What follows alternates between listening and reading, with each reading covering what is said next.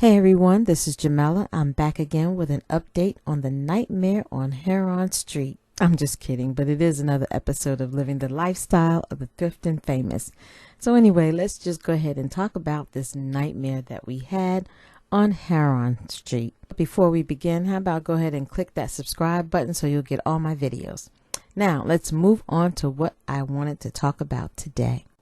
Now, in my previous video, I talked about how I had to break ties with the last contractor who was, he was just giving us too much runaround. He show up, didn't show up, lying about his guys coming, they're not coming, and, just giving us a big grief over this. And then someone posted a business card of some work that they had done at their house. So I took a chance and called the new guy. And so far, this relationship has been working out just fine. So he stepped in and he came in and finished the sanding and getting the sheetrock together, having a prep in the walls, and he actually just took control of the whole job. Now, this is pretty much a one-man operation.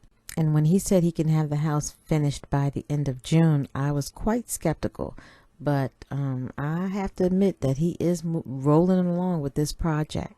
And dealing with contractors and projects like this, it is not an easy task, because you just honestly don't know who to trust. But I reached out to the lady who posted the card and I asked her about him, and she highly recommended him. So I went on with this guy, and I'm glad I did make the decision to give him a chance. This is where I keep saying to myself, I wish I knew more about carpentry work, and I wish I knew how to do any of this. But unfortunately, I am at wit's end with this. I don't know anything. However, the new guy that we're working with, he does explain a lot of the stuff that he's doing and how he wants things to look, and so I kind of communicate with him and get a feel of how he works. And one thing that's very important to me is communication.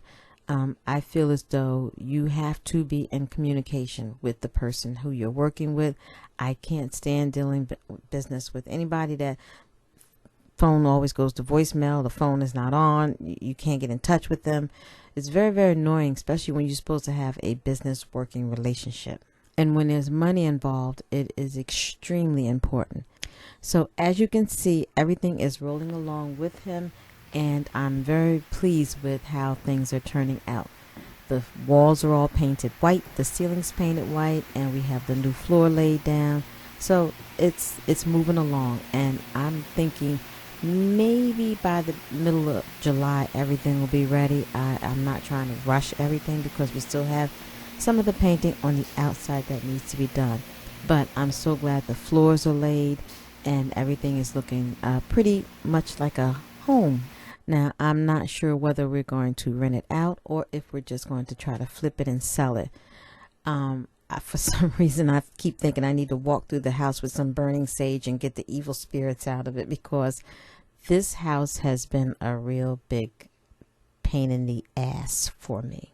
But all joking aside, I am glad that we're taking this nightmare on Heron Street and turning it into a happy home for somebody. So stay tuned for some more updates. Thank you again for tuning in for another episode. And if you like this video, please drop me a comment, like, and share. Bye.